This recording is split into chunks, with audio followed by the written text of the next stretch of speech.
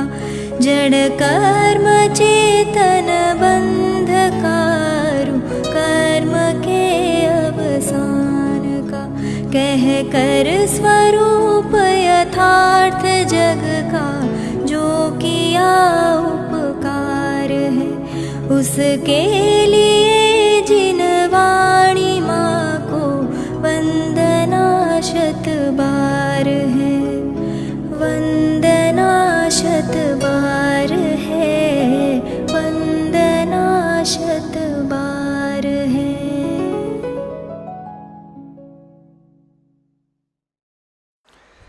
ओम नमः सिद्धेभ्यः ओम नमः सिद्धेभ्यः ओम नमः सिद्धेभ्यः। अनुभव प्रधान बोलो અને વિષય વસ્તુની ચર્ચા સવારના સ્વાધ્યાયમાં ચાલે છે. જ્ઞાયક પ્રગટ થાય. જ્ઞાયક પ્રગટ થાય એક એવો વાક્ય અને બીજી બે વસ્તુ દૃષ્ટિ ધ્રુવ સ્વભાવની અને વેદન પર્યાયનો. આ એક મૂળભૂત અનુભવ પ્રધાન સૂક્ષ્મ અનુભવગમ્ય વિષયો છે. એની થોડીક છણાવટ આપણે આજના સ્વાધ્યાયને આધારે કરીએ. 180 નંબરનું પ્રવચન છે.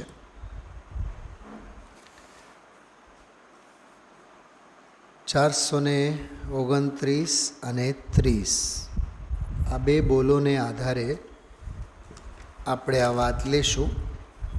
સૌથી પહેલાં આપ સૌ 429 નંબરનો બોલ. ગઈકાલે આપણે બહુ વિસ્તારથી આ બોલની ચર્ચા કરી છે. આત્માનુભવ થતાં પહેલાં છેલ્લો વિકલ્પ કેવો હોય એવો પ્રશ્ન છે. તો ઉત્તરમાં જવાબમાં એમાં આપેલું છે છેલ્લા વિકલ્પનો કોઈ નિયમ નથી. ભેદ જ્ઞાનપૂર્વક શુદ્ધાત્મ તત્વની સન્મુખતાનો અભ્યાસ કરતાં કરતાં ચૈતન્ય તત્વની પ્રાપ્તિ થાય છે. જ્યાં જ્ઞાયક તરફ પરિણતિ ઢળી રહી હોય ત્યાં કયો વિકલ્પ છેલ્લો હોય એવો વિકલ્પ સંબંધી કોઈ પણ નિયમ નથી. જ્ઞાયક ધારાની ઉગ્રતા તીક્ષ્ણતા થાય ત્યાં વિકલ્પ કયો તેનો સંબંધ નથી. એકને એક વાત 2-3 વખત આમાં સમજાવ્યા. હવે ધ્યાનથી જુઓ. ભેદ જ્ઞાનની ઉગ્રતા તેની લગ્ની તેની જ તીવ્રતા હોય શબ્દથી વર્ણન ન થઈ શકે. અભ્યાસ કરે, ઊંડાણમાં જાય, તેના તળમાં જઈને ઓળખે અને તળમાં જઈને ઠરે તો પ્રાપ્ત થાય. વળી પાછું એક આડી લીટી કરીને લખ્યું છે જ્ઞાયક પ્રગટ થાય. ધ્યાન છે બધાયનું? બહુ માલ છે આમાં. હવે હું એક વાક્ય બોલું છું, સાંભળજો. આમાંથી જ પણ થોડોક ફેરફાર કરીને એક શબ્દ ઉમેરીને બોલું છું. જો અભ્યાસ કરે, એમાં જો લખેલ નથી. જો કેમ કે જોની સંધિ તો સાથે છે. વાક્યમાં જો આવે તો આવે જ. તો જો અભ્યાસ કરે, ઊંડાણમાં જાય, તેના તળમાં જઈને ઓળખે, તળમાં જઈને ઠરે તો આવ્યું ને તો પ્રાપ્ત થાય. કોણ પ્રાપ્ત થાય? આત્મા પ્રાપ્ત થાય. અથવા બીજી ભાષામાં કહીએ જ્ઞાયક પ્રગટ થાય. આપણે કહીએ ને કે સમ્યક દર્શન પ્રગટવું, આત્માનુભવ થવું, આત્મા પ્રગટ થવું, આવું આપણે બોલીએ ને. એની જ વાત છે આમાં. પણ આમાં છે જ્ઞાયક પ્રગટ થાય. સમજાનું એટલું? હવે એ શું છે જ્ઞાયક પ્રગટ થાય એટલે શું, થોડીક મારે એના અંગેની ચર્ચા અત્રે આપ સૌની સામે કરવાનું મન છે. તમે લોકો અહીંથી જોજો.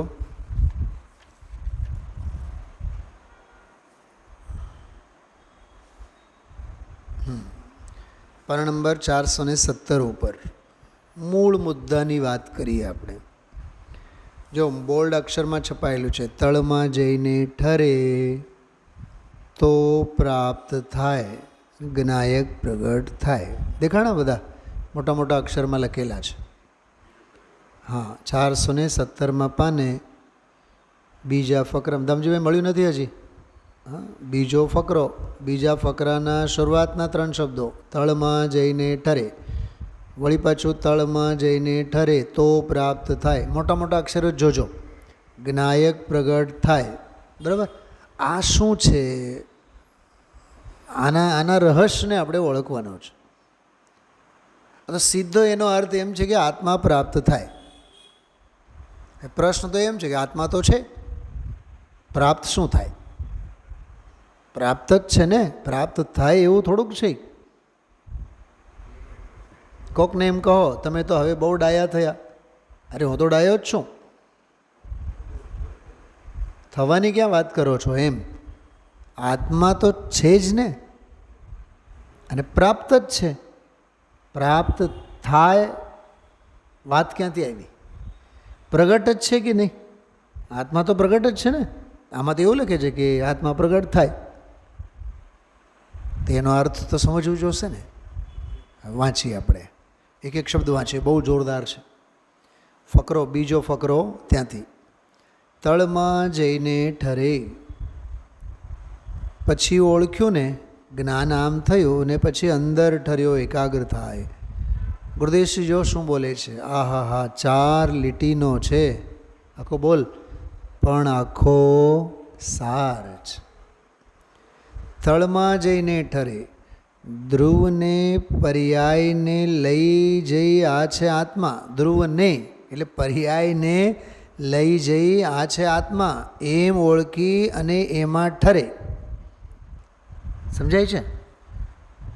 પર્યાયની આંગળી પકડીને એને ત્યાં પહોંચાડવાની વાત છે. તો પ્રાપ્ત થાય. હવે એક એક શબ્દ બહુ ધ્યાનથી સાંભળજો. જરાય ઉપયોગ આમ તેમ થાય તો નહીં સમજાય. જે વસ્તુ જ્ઞાયક છે એ પ્રાપ્ત થાય. ગુરુદેવશ્રી પૂછે છે એટલે પ્રાપ્ત થાય એનો સરળ અર્થ છે પર્યાયમાં જણાય. એનો અર્થ છે એ તો છે જ, પણ પર્યાયમાં જણાણું તો સમજી લેવાનું એ પ્રાપ્ત થયું.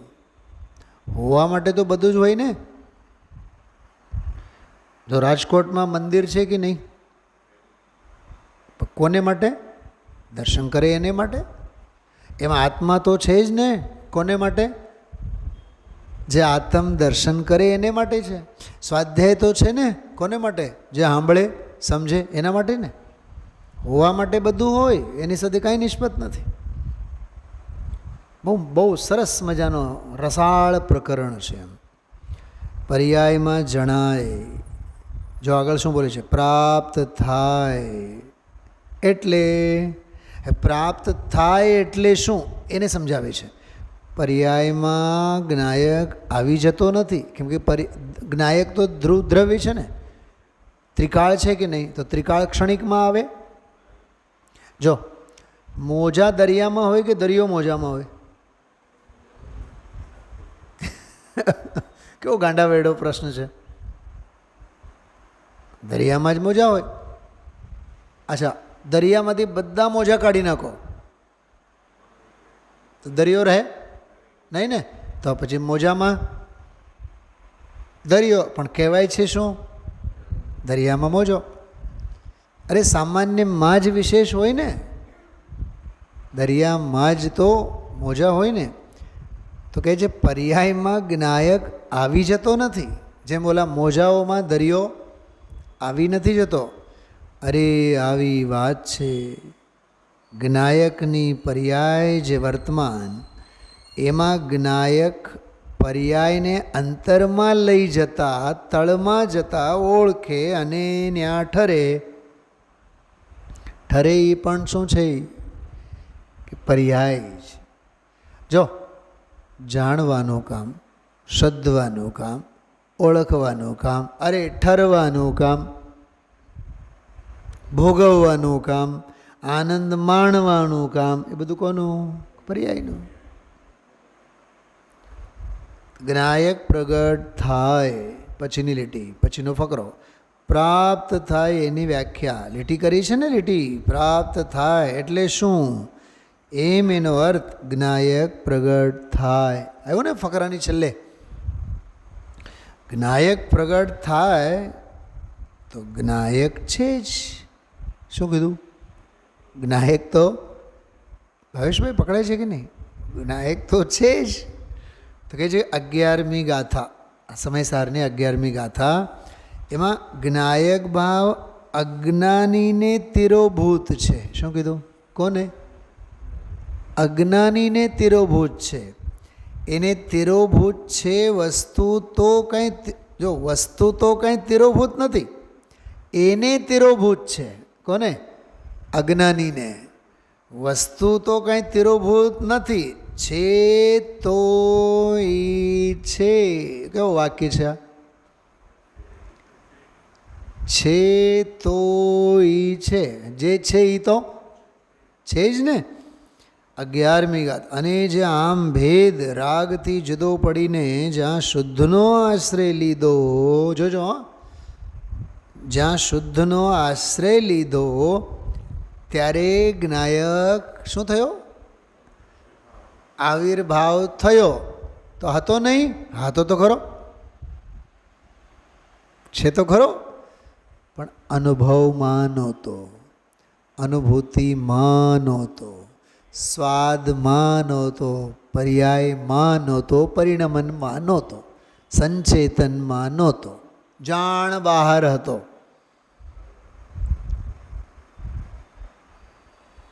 ખ્યાલમાં આવ્યો? બહુ માર્મિક વાત છે આ. જ્ઞાયક તો જ્ઞાયક જ. વાંચો વાંચો, શું લખ્યું છે? બોલો. જ્ઞાયક તો જ્ઞાયક જ.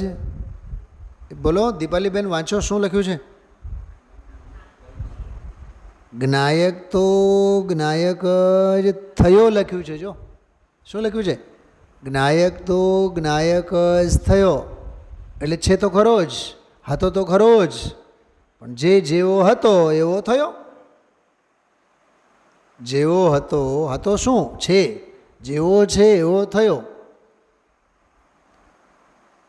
હોવાપણે થવું એની વાત છે આ. લોકોમાં ઈજ તો માયાચારી હોય બીજા, હોય કંઈક, અને રહે દેખાડો કરે કંઈક.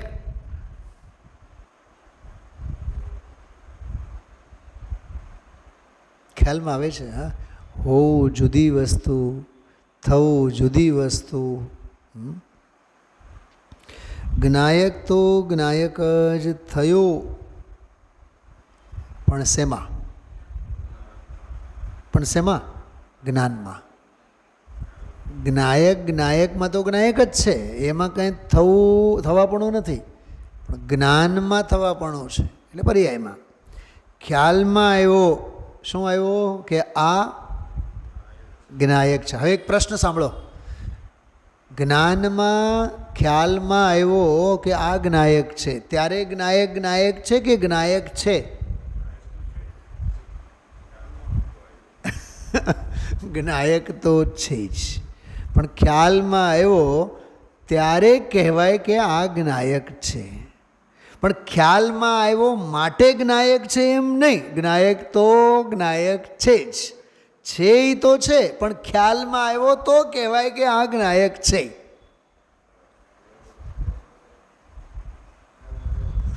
પકડાય છે?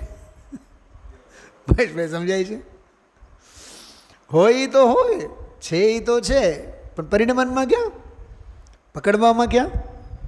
અનુભવવામાં ક્યાં? એમ જો દરેક આત્મામાં જ્ઞાન છે કે નહીં? કેટલાના જ્ઞાનમાં આત્મા? દરેક આત્મામાં જ્ઞાન, પણ કેટલાના જ્ઞાનમાં આત્મા? જ્ઞાનમાં આત્મા એટલે પરિણમનમાં. અરે પડ્યું હોય છે ત્યારે બધું જ પડ્યું હોય છે. પડ્યું હોય છે ત્યારે બધું જ પડ્યું હોય છે. તમને નાસિકનો એક દાખલો આપું. ત્યાં એક અંજનગીરી પર્વત છે. એવું કહેવાય છે કે ભાઈ પવનંજય હનુમાન પુત્ર સતી અંજનાનો પુત્ર એ મામાને ત્યાં વિમાનમાં બેસીને જતા ને તો વિમાનમાંથી સરી પડ્યા અને પથ્થર ચકનાચૂર થયા, બુકો બોલાણું. એ અંજનગીરીના નામે પર્વત છે. પર્વત ઉપર પર્વત, પર્વત ઉપર પર્વત, પર્વત ઉપર પર્વત, 3 પર્વત છે. એટલે એક પર્વત ચડીને પછી બીજા પર્વતની ચઢાઈ કરીએ ને તો બહુ આછું નીચેનું બધું દેખાય. અને બીજા પર્વત અડધો ચડી જાઓ તો પહેલો પર્વત નહીં દેખાય. અને બીજો પર્વત પરથી પછી ત્રીજો તો દેખાય જ નહીં, પણ આવે ત્રીજો. અને ત્રીજા પર્વત ઉપર ચડ્યા બાદ તો એવું લાગે જાણે કોઈ સ્વર્ગમાં જ આવ્યા આપણે. ઘડીકમાં તો ગભરામણ એ થાય કે આપણે ક્યાં આવ્યા. કશું જ નથી દેખાતું નીચેનું. જેમ પ્લેનમાં બધું આમ વાદળ જ વાદળ, ઓલા રૂના બધા ઢગલા જેમ દેખાય એમ જ દેખાય બધું ચારે બાજુ. કેટલું અહીંથી એક 10-12 ફીટની જગ્યા દેખાય, બીજું કંઈ દેખાય જ નહીં. અમે લોકો ગયા હતા એકવાર, ચડ્યા હતા, અને કોઈ પગથિયા નહીં, કોઈ રસ્તો નહીં. હા, સાવ ખાઈમાંથી આમ રસ્તો, પથ્થરો ફાંતા જવું પડે. હવે ત્યાં તળેટીમાં એક 4 બાય 5 બાય એવડો એક પથ્થર હશે, શિલા. એ હાલે જ નહીં. કોઈક જેસીબી લઈ આવ્યા અને કોઈક ટ્રેક્ટર લઈ આવ્યા. અને પછી કોઈક પુરાતત્વવાળાને ખબર પડી અને એ ગામ અને એના જે અધિકારી એમને કીધું કે આ તમને 5 કરોડમાં આપો અને 10 કરોડમાં આપો, પણ આ અમને આપો. હવે જોજો, જ્યાં સુધી એની કિંમત ખબર નહોતી, મહિમા નહોતી, ત્યાં સુધી એને કોણ પૂછતા? ગામના ભાગોળે કૂતરા અને બિલાડીઓ આગીને બધું લઘુશંકા અને દીર્ઘશંકા કરીને જતા. પડ્યું હોય છે ત્યારે બધું પડ્યું હોય છે, પણ જ્યારે કોઈ કિંમત આંકતા થાય ને પછી આપણને ખબર પડે, ઓહો આ તો બેશકિંમતી જ. અને આ બાબત પથ્થરોની જ બાબતમાં છે એમને, માણસોની બાબતમાં પણ એમ જ છે. Taken for ગ્રેન્ટેડ.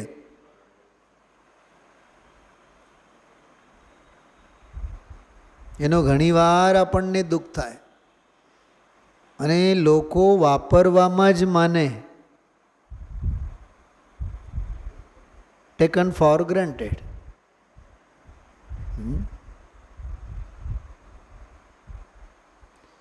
મને તો ઘણીવાર કનૈયાલાલ મુનશી ગુજરાતીના લેખક છે, એમનો એક પાઠ છે, એક લેખ છે. એ લેખમાં આ વાક્ય છે, પડ્યું હોય છે ત્યારે બધું જ પડ્યું હોય છે. તો નાયક તો પડ્યું જ છે ને. જો નિગોદ મેં સોહી મુझ में સોહી મોક્ષ મજાર. પણ એનાથી બેખબર, ખબરવાળો હોવા છતાં પણ બેખબરું છે ને. ગજબની વાત. હા, વિભૂતિ કહો,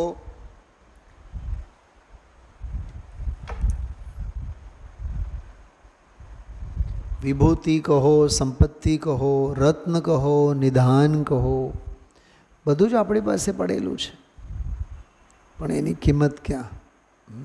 એમ અહીંયા જ્ઞાયક તો છે, એ તો છે. બરાબર. જ્ઞાયક તો જ્ઞાયક જ થયો, પણ જ્ઞાનમાં. ઓલું વસ્તુના હોવાપણામાં કંઈ થવાપણું નથી. ખ્યાલમાં આવ્યો કે આ જ્ઞાયક, એ આવિર્ભાવ થયો. જો કેમ કે તિરોભૂત હતો જ કેદી? એ તો ભાનમાં નહોતો માટે તિરોભૂત હતો. જેમ કે ઘણીવાર ઘણા મોટા મુમુક્ષુઓ મને પૂછતા હોય, સ્વાધ્યાય ચાલુ છે હમણાં? હા, કેમ કે પોતે 8-10 દિવસથી આવ્યા ન હોય, મંદિરે જ ન આવ્યા હોય, એટલે ખબર જ નથી. પછી બિલકુલ બેશરમ શબ્દ તો નથી બોલવા માગતો, પણ બોલાઈ ગયો હવે, તો એમ કહેતા હોય અમને એમ કે ભાઈ 8-10 દિવસથી ન હોય, પણ તમે આવો તો ખબર પડે ને તમને. હા, ખ્યાલમાં આવે છે. એમાં કહે છે કે ખ્યાલમાં આવ્યો કે આ જ્ઞાયક, એ આવિર્ભાવ થયો. આકરું કામ છે. જોજો, હા, 3 બોલ છે આમાં, બહુ સરસ. મૂળ વસ્તુને જાણવું, હજી પહેલું આ રીત, એની પદ્ધતિ છે એ કઠન છે. શું કીધું આ વાક્ય? જો, હજી પહેલું આ રીત, એની પદ્ધતિ, મૂળ વસ્તુને જાણવું, આ રીત અને એની પદ્ધતિ છે એ હજી કઠન લાગે એમ. વળી પાછું જો, ઠરે તો પ્રાપ્ત થાય. જો ચારિત્ર્યની વાત ચાલે છે, સાંભળજો. ઓળખવું અને જાણવું એની વાત નથી, એ તો સિલેબસ પૂરું થયું. હવે તો ઠરે તો કામની વસ્તુ. ઠરે તો પ્રાપ્ત થાય, એટલે કે જ્ઞાયક પ્રગટ થાય, એમ એનો અર્થ. એટલે કે પર્યાયમાં જ્ઞાન જણાય. જો વળી પાછો નવો સ્ટેટમેન્ટ આવ્યો, પર્યાયમાં કોણ જણાય? જો જ્ઞાયક શબ્દ ન બોલ્યા, જ્ઞાન જણાય. કેમ કે જ્ઞાન અને જ્ઞાયકમાં ફેર શું છે? કેમ કે જ્ઞાયકની રચના જ થઈ છે જ્ઞાન વડે, જ્ઞાનમય જ છે ને. તો પર્યાયમાં જ્ઞાન જણાય.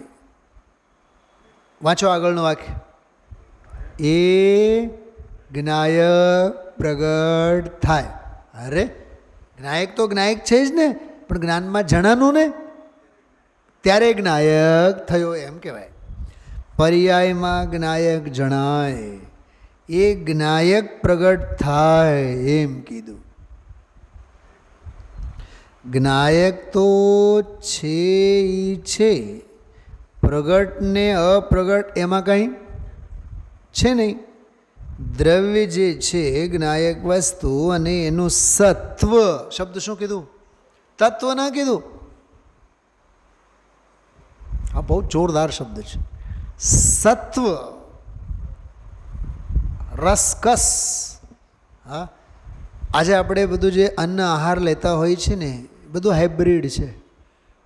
એમાં રસકસ નામની, એપલમાં એપલપણું કેટલું, હા, મોસંબીમાં મોસંબીપણું કેટલું, ખાંડ ખાઈએ છીએ એમાં ખાંડપણું કેટલું, ઝેર. હા,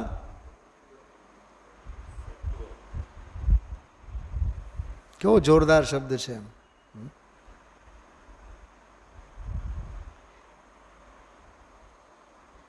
આજકાલ ઓલા મેડિકલના ઘણા બધા પ્રોડક્ટ્સ ઉપર હર્બલ લખેલું હોય. લોકો ભ્રમણામાં પડી જાય, ઓહો હર્બલ છે, આયુર્વેદિક છે. આયુર્વેદિકનો અ પણ ન હોય એમાં. 3 જડીબુટ્ટીઓ અને 5 જડીબુટ્ટીઓ, જડીબુટ્ટીઓના જૂઠા જ નામ હોય, જૂઠાઈ ચલાવે એના ઉપર. તો સત્વ છે ને, મૂળ એનું રસકસ સત્વ. જ્ઞાયક ભાવ એ તો પરિપૂર્ણ એકરૂપ ત્રિકાળ શુદ્ધ છે. કેવા શબ્દો આવ્યા? પરિપૂર્ણ એકરૂપ ત્રિકાળ શુદ્ધ છે. આપણું જીવન કેવું છે? થોડુંક પોસ્ટમોર્ટમ કરીએ.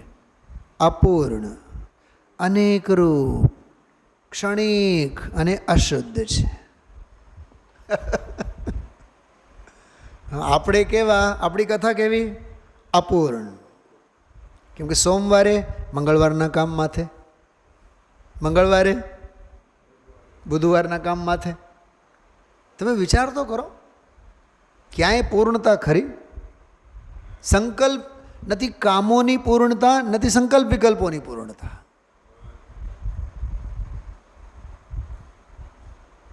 જુવાનીમાં જ ઘડપણ આવી ગયેલું હોય છે. જુવાનીમાં જ ઘડપણ આવી ગયેલી હોય છે. સમજાય છો શું? વૈચારિક દશાએ ક્ષણ ક્ષણ ભયંકર ભાવ મરણ કાં હો રાચી રહ્યો, એમ બહુ આવું દશા છે ભાવેશભાઈ. જીવતા મરેલા છીએ આપણે, જીવતા મરેલા છીએ. જીવત્વથી જીવે તે જીવન, બાકી બધું મરણ છે. પરિપૂર્ણ છે, એકરૂપ છે, ત્રિકાળ છે અને શુદ્ધ છે. એને આવરણ ને અનાવરણ એવો એને શબ્દ ક્યાં લાગુ પડે? બોલો. આત્મા આવરણવાળો છે કે નિરાવરણવાળો છે? એ કોઈ છે જ નહીં. આવરણ એને લાગુ જ નહીં પડે. ચલો, આત્મા જૈન છે કે અજૈન છે? બોલો. મને ઘણીવાર પૂછતા, તમે કેવા? કે જેવા છીએ એવા. જેવા છીએ એવા. તમને અમે એમ કહેશો અમે દિગંબર, વળી પાછો અચ્છા એમ દિગંબર એટલે વળી પાછો હું? કેમ કે જોયા હોય શ્વેતાંબરોને, શ્વેતાંબરોના દેરાસરોને જોયા હોય. હા, વળી પાછું ત્યાં મિની પ્રવચન કરવું પડે આપણે. સ્થાનકવાસી જુદા અને આપાશ્રયવાળા જુદા. ઓલા રોયલ પાર્ક છે ને આપણે રાજકોટમાં, રોયલ પાર્ક, એ બાજુમાં કોઈક મારો મિત્ર, એ રોયલ પાર્કમાં ત્યાં તો આપાશ્રય છે, ત્યાં તો મંદિર છે જ નહીં, તો એ જૈન જ ને? હા, એ જૈન જ કહેવાય. ખરેખર મરી જવા જેવું છે આખી દુનિયા. અને હું તો એમ કહું છું, ધર્મના નામે એટલા બધા ઉત્પાત છે પ્રશ્નોના. તમે આંબીલ કરો તો તમે શું ખાઓ? મેં ખાવાનું કાંઈ હોતું નથી અમારામાં, આંબીલ જ નથી હોતું અમારામાં. અમારા એકાસન, ઉપવાસન, અનશન, અવમોદર, વૃદ્ધિ પરિસંખ્યાન, એ આંબીલ બંબીલ બધી સ્થાનકવાસીઓનો, એ રાજુભાઈના સગાઓનો વારસો છે. કેમ કે ઓલા શબ્દો બધા સાંભળ્યા હોય ને, પછી એક ભાઈ કે અચ્છા ઓલા અમે કંઈ એમાં સાંભળ્યું છે કે ઓલા આંબેલ ભવલમાં બધું જ મફતમાં મળે? બધું જ મફતમાં મળે ને, બધું જ મળે. અહીંયા રાજકોટમાં બીજા આંબેલ ભવન ઘણા છે. મેં કીધું કયો? બોલબાલા. મેં કીધું થાળ લઈને બેવો. મેં કીધું રસ્તે બોલબાલાવાળા આવશે, બધું આપશે. વિચાર તો કરો, દુનિયાની સમજ ધર્મના નામે કેટલી ટૂંકી છે. તમે ચોમાસામાં જ દી છતાં ખાઓ કેમ? હા, તમારા અઠાઈના ઉપવાસ હોય છે કેમ? કેમ કે બહાર બધું સામ્રાજ્ય સ્થાનક સંપ્રદાયનો છે. ક્યાં એને દિગંબરત્વ, ક્યાં એને શ્રાવક ધર્મ, ક્યાં એને શ્રમણ ધર્મ.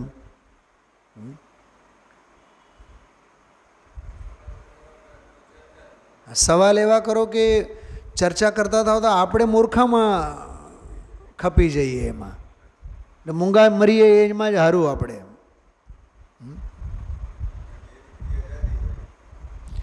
આ છે ને મારી સાથે હોય, સ્કૂલમાં મારી સાથે જ હોય. તો એક મારો મિત્ર કહે કે આ અમૃત પ્રવચન ભાગ 6, 5 હજી 5 છે એના પહેલાં? મેં કીધું એના પછી હજી છે. મેં કીધું દુનિયાભરના પ્રશ્નો કરે. સાચી વાત કરું, દુનિયામાં ઉટપટાંગ અને વિચિત્ર ઉન્માદવાળા ધર્મના જે પ્રશ્નો કરે ને, એ જવાબ આપવાને લાયકે નથી હોતા. અને ખરેખર આપણે એ જવાબ આપવા માટે પોતાની જાતને તૈયારી નહીં કરવું. જવાબ નહીં આપવો એમાં જ આપણું કલ્યાણ છે. ચલો વાંચીએ આગળ. જ્ઞાયક તો ચલો નીચે સાવ આવરણ અને અનાવરણ એવો એને કોઈ શબ્દ લાગુ પડતો નથી. પણ આ જાણવામાં નહોતો. જો કેટલું ક્લિયર, જાણવામાં નહોતો. પર્યાય જ્ઞાયકને જાણતી, પર્યાય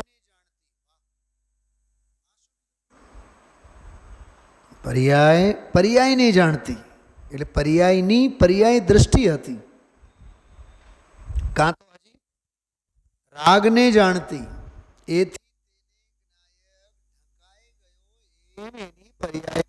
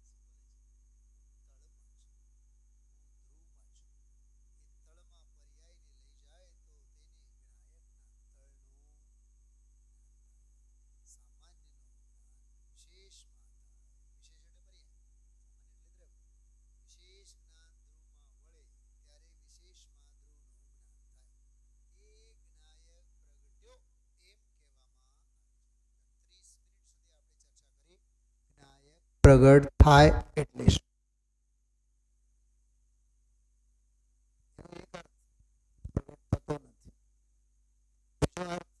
પ્રગટ હોવા છતાં જાણવાનો નથી, માટે પ્રગટ થયો નથી. પ્રગટ તો છે જ, પણ જે ક્ષણે પર્યાયમાં જણાનો ત્યારે પ્રગટ થયો એમ કહેવામાં આવે છે.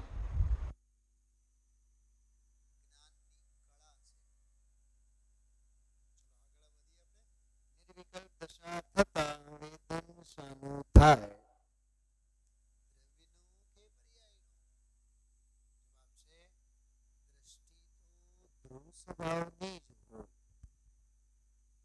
વેદાય છે આનંદ આદિ પર્યાય. બરાબર. હવે સીધા પ્રવચન વાંચીએ. 430. નિર્વિકલ્પ દશા થતા શું થતા? નિર્વિકલ્પ દશા થતા વેદન શાનું હોય? દ્રવ્યનું કે પર્યાયનું? આત્મા જ્ઞાયક સ્વરૂપ ભગવાન એની અંતરમાં દ્રષ્ટિ થતા નિર્વિકલ્પ દશા થતા, એટલે કે રાગનો વિચાર રાગ મિશ્રિત છૂટીને ભગવાન પૂર્ણ આનંદ સ્વરૂપ છે. ભગવાન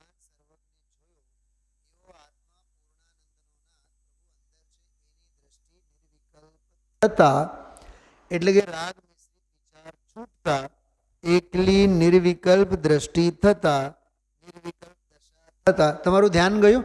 થતા થતા થતા થતા થતા થયા કેટલા થયા? જો મેં લખી રાખ્યું છે આમાં, કહીશ નહીં હું તમને કેટલી વખત આવ્યું. હા, અત્યારે ગણતા નહીં. એક ફકરામાં તમે જોજો થતા થતા થતા થતા કેટલી વખત આમાં આવ્યું છે.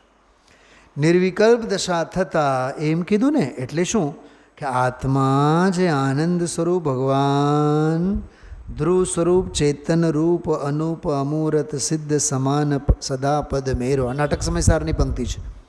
એવું અને ચૈતન્ય ભગવાન પૂર્ણાનંદ દ્રવ્ય સ્વભાવ તેની નિર્વિકલ્પ દશા, વળી પાછો આવ્યો જો થતા, તેનું સમ્યક દર્શન.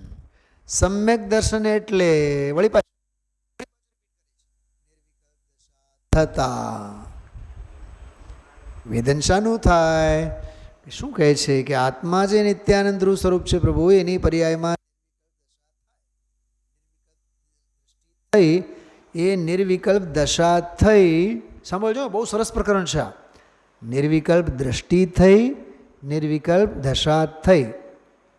સરળ શબ્દોમાં શું કહીએ એને ભાવેશભાઈ? સમ્યક દર્શન થયું. નિર્વિકલ્પ દશા થઈ એટલે સમ્યક દર્શન થયું. નિર્વિકલ્પ દ્રષ્ટિ છે. નિર્વિકલ્પ દ્રષ્ટિ છે તે નિર્વિકલ્પ દશા છે. નિર્વિકલ્પ દશા કેમ થઈ? નિર્વિકલ્પ દ્રષ્ટિ કેમ થઈ? કેમ કે ભગવાન આત્મા પોતે નિર્વિકલ્પ સ્વરૂપ છે, ત્રિકાળ. તો ત્રિકાળ નિર્વિકલ્પ સ્વરૂપ છે તો દ્રષ્ટિ પણ કેવી થાય? નિર્વિકલ્પ જ થાય ને. સમજાય છે? ખ્યાલમાં આવ્યું? બરફની શિલા પડી હોય, હવે એ ઠંડીગાર છે કે નહીં, હવે એને અડકીને જે લહેર કે આપણને સ્પર્શે એ લહેર કેવી હોય? હું તમને કુલર કે એસીનો ઘણીવાર દાખલો આપતો હોઉં છું. એમાંથી જે પવન આપણને આવે, ખાસ કરીને કુલરનો આપણે એમ સમજીએ, તો એ જે આપણને આવીને સ્પર્શે તો ઠંડક લાગે, કેમ કે અંદરમાં બરફનો ગોળો છે ને, ટૂંકમાં હા શીતળતાનો પુંજ એમાં પડેલો છે ને. એ વાત છે આમાં કે નિર્વિકલ્પ સ્વરૂપ છે ત્રિકાળ. એની દ્રષ્ટિ થતાં નિર્વિકલ્પ દ્રષ્ટિ થાય. આ સમ્યક દર્શન. સમ્યક દર્શનની વ્યાખ્યા. એ નિર્વિકલ્પ દશા થતાં વેદન શેનું થાય? ધ્રુવનું વેદન થાય કે પર્યાયનું વેદન થાય? પ્રશ્ન સમજાય છે? પૂછે છે. આ તો માર્મિક શબ્દ અંદર છે. આ કંઈ કથા વાર્તા નથી. ભક્તિ કરવી ને પૂજા કરવી ને સ્તુતિ કરવી ને સ્તવન મારે છે કે નહીં?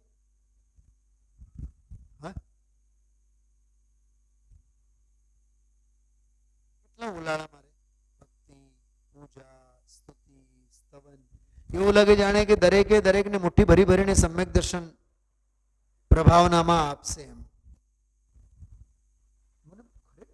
મગજમાં વાત નથી બેસતી. સમજો આ વાતનું શું કહેવા માંગુ છું. ભક્તિ કહીએ, પૂજા કહીએ, જાત્રા કહીએ, કેટલા બધા એના પ્રત્યે આમ પ્રભાવિત થાય. હું તમને આનો દાખલો આપું, સાંભળજો. આનો જ દાખલો આપું. દરેકના તમારા એક્સપિરિયન્સમાં છે, અનુભવમાં છે. કોક મોટા માણસનું બર્થડે હોય અને એક ગ્રુપમાં એનો હેપી બર્થડે કોક લખે, તમે જોજો ગ્રુપમાંના એક સભ્યને એમ થઈ જાય કે હું ક્યાંક રહી ન જાઉં. પોઈન્ટ સમજાય છે? હું અમારે છે ને પીટીએસટી જે ગ્રુપ છે એમાં 1200 બધા છે.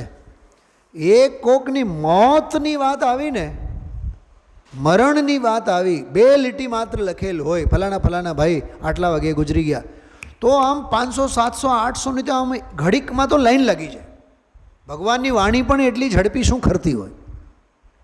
ખાડ ખાડ ખાડ ખાડ ખાડ ખાડ, ઓમ શાંતિ ઓમ શાંતિ ઓમ શાંતિ ઓમ શાંતિ. મૃત્યુ પ્રત્યે આ જીવ કેટલો સંવેદનશીલ છે, મરણની ઘટના પ્રત્યે.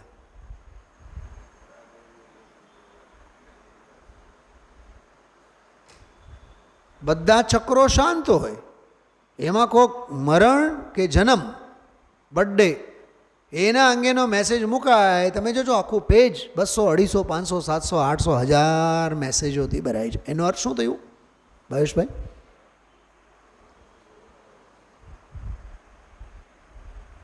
હું તો આવા ગ્રુપને તો અડકું નહીં. નો રિપ્લાય, બોલવાનું જ નહીં. તમારી સહાનુભૂતિને કોણ સાંભળનાર છે? અને તમારા વધામણાને કોણ વધાવવાના છે? અને તમારા વધામણા કંઈ જાય નહીં એટલે કંઈ ઓલો કંઈ મરીને જ જવાનો જેનો હેપી બર્થડે છે.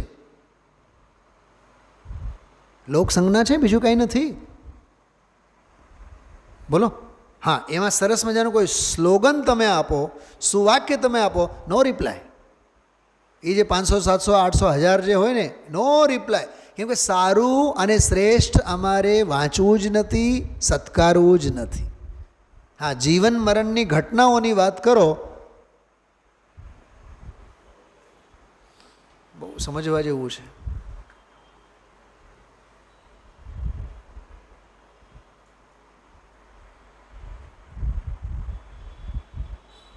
બહુ હજી દિલ્હી દૂર લાગે છે એ બધું જોઈને આપણને.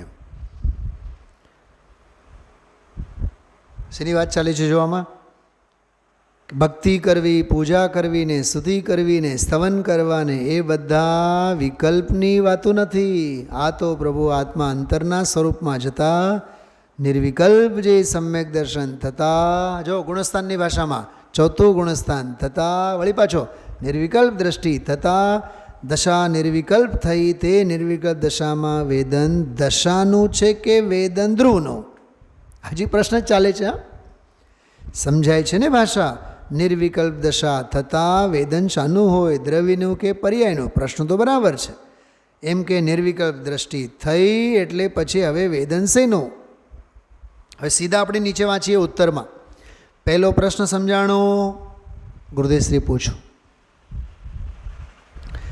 આત્મા જ્ઞાયક સ્વરૂપ ભગવાન પૂર્ણાનંદ છે. એના રાગ મિશ્રિત વિચાર છૂટતા, સ્વભાવ ઉપર દ્રષ્ટિ પડતા એને રાગ વિનાની નિર્વિકલ્પ અભેદ દ્રષ્ટિ સમ્યક થાય. સમ્યક દર્શન હજી તો ચોથું ગુણસ્થાન. પછી શ્રાવક મુનિ એ તો ક્યાંય રહ્યા બાપા, એ તો ચીજ આઘી છે. એ નિર્વિકલ્પ દશા થતાં પૂછ્યું છે, દ્રષ્ટિ થતાં એમ પૂછ્યું નથી. વસ્તુ છે એ તો નિર્વિકલ્પ ત્રિકાળ છે સામાન્ય.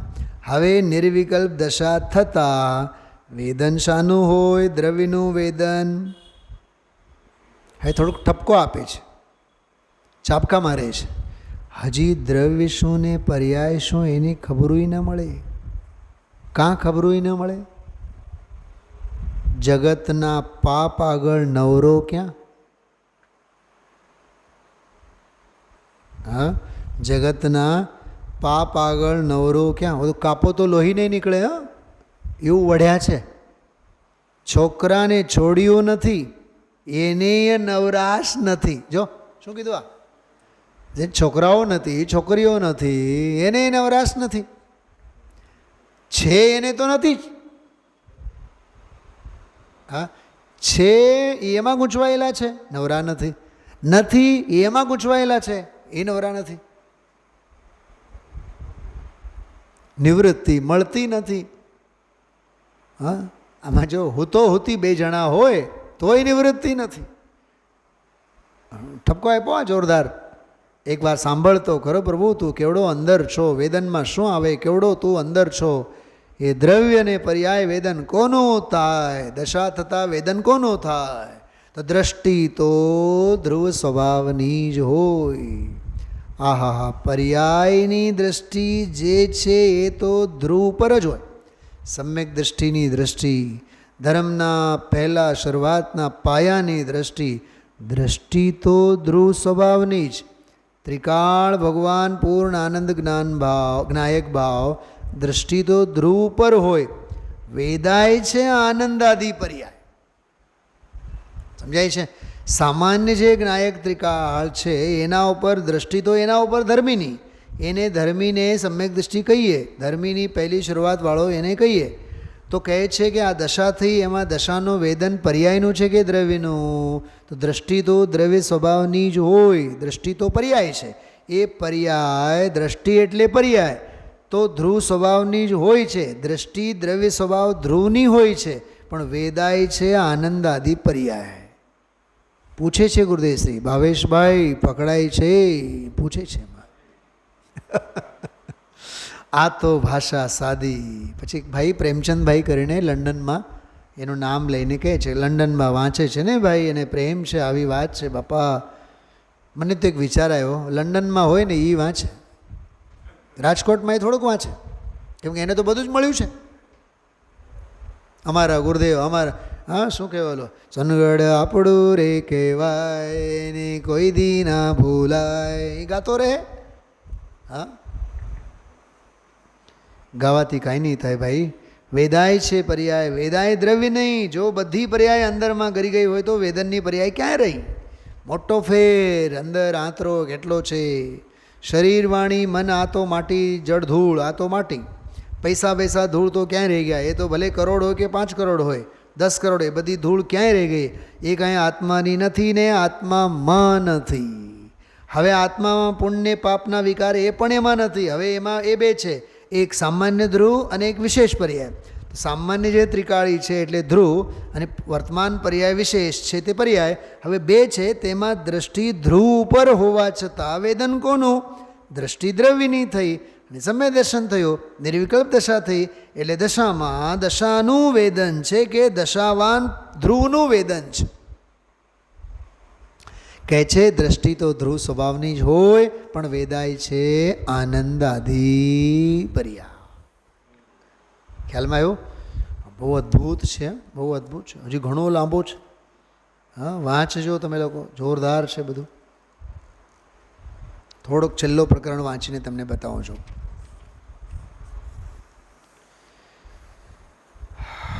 થોડોક અહોભાવવાળો પ્રકરણ છે. પાના નંબર 425, સૌથી ઉપર જો, બહુ ટૂંકા શબ્દમાં. એની મેળાએ વાંચી જાય ભાઈ, એ તો બહુ સમજાય એવું નથી. તત્વ ઝીણું બહુ ભાઈ કહેતા હતા, 2 વાર વાંચ્યું છે ઓલા પ્રેમચંદભાઈ. અનાર્ય દેશ છે એ તો આખો, ખ્રિસ્તીનું ત્યાં જોર વધારે. ખ્રિસ્તી યેશુ ખ્રિસ્તનો અવતાર હતો, ધૂળે નથી, ઈશ્વરનો પુત્ર હતો, એ જુદી વાત છે. ગણધર છે એ તો સર્વજ્ઞના પુત્ર છે, પિતા પૂર્ણ દશા થાય ત્યારે થઈ જશે. અરે સમકીતી પણ લઘુનંદન છે, ગણધર છે એ તો મોટા નંદન છે. નંદન એટલે પુત્ર. ભગવાન આત્માનું સ્વરૂપ પૂર્ણ જેના અનંતા અનંતા અનંતા ગુણોનો પાર ન મળે, એવા અનંતા ગુણનો ધરનાર ધ્રુવ જે પલટતો નથી, ફરતો નથી, બદલતો નથી, તેની દ્રષ્ટિ કરવાથી અને તેનામાં ધ્યાને લઈને જવાથી પોતાની વિભૂતિ, જો વિભૂતિ ઓલો વૈભવ જે અંદર અનંત આનંદ આદિ ભર્યો છે, ભગવાન આત્મામાં ત્રિકાળ આનંદ ભર્યો છે, એવી વિભૂતિ પ્રગટ થાય છે. એ પર્યાયમાં એની વિભૂતિ પ્રગટ થાય છે અને એ પર્યાયનું એને વેદન છે. પ્રગટ થાય છે એનું એને વેદન છે. સમજાય છે કાંઈ? ભાષા તો સાદી બાપા, ભાવ તો જે હોય તે હોય, બીજું શું લાવે? વિચારજો. ઓમ નમઃ સદૈવ.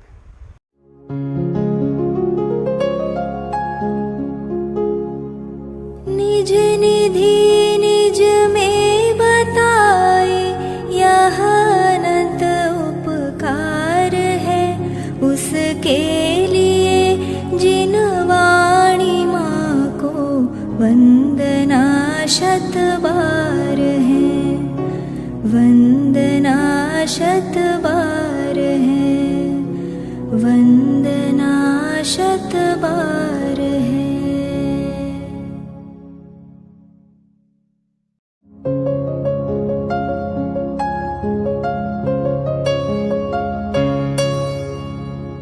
जिन वाणी भारती तो ही जपो दिन रैन, जो तेरी शरणा गहे सो पावे सुख चैन.